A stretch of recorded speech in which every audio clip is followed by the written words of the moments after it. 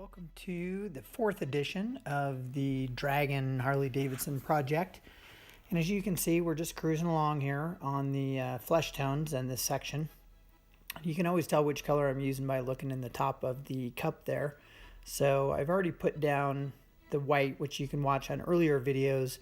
And now I'm starting to build up with flesh color that I'm sure I mixed probably a light brown, a little bit of orange, and white for opacity. So normally you're going to have to make your own flesh tones when you're working on projects such as these because it's a more limited offering with what you can do right out of the container if you're using House of Color or other similar colors, because again, this is urethane paint that I'm using, so you always want to wear a mask and a well ventilated area when you're using these kind of paints. I'm out in a garage space that I have here, so you always got to look a couple of inches in front of where I'm working to see the flesh tones being built up there, since obviously this is airbrush techniques. So one of the things that I want to stress, especially when you're working on flesh tones, is really take your time. You can see I've already switched to another color here, slightly more kind of root beer red, adding some of the pinks and flesh tones into the figure, which is super critical to make the figure look healthy and lively. You don't want the finish or the figure to get too brown, unless it's a dark-skinned figure, obviously. But obviously this character is a light-skinned character, and we want her to look athletic and look like the flesh is very soft. So you want to build up the tones extremely slowly and take your time, and you want them to be smooth. So make sure that your airbrush is very clean, the environment is very clean, and you're building up these tones. And as you'll notice, like, take a look at her eye and some of the other areas that I haven't worked on yet.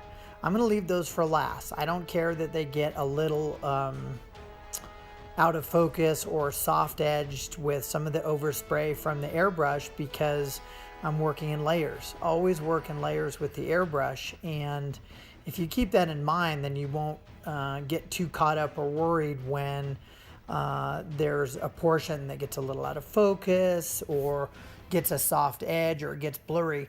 I'm just going to come back at the end and I'm going to do final layers of hand painting and highlights and things like that to clean up those areas. So at the moment, and obviously the focal point of a piece like this is really good looking flesh tones. You want them to be very vivacious. So that is going to be the key with a project like this. So make sure that you do several layers. So when I'm using flesh tones, I probably do anywhere from 3 to 5 different colors, usually getting more pink or more red as I get towards the end of the flesh tones of the figure, creating the details, say her ribs or her stomach, that sort of thing. And if I need to come back at the end with white or any lighter colors, if I've oversprayed or I've airbrushed out some of the highlights, I'll pull those highlights back out again. So really just trying to stress taking your time, making sure that your hand painting underneath is very well done. And the better your underpainting, the better your finish pace is going to be, because as you can tell, there's no masking going on in this piece, in this final one or not. So thanks for checking out this video, and subscribe now.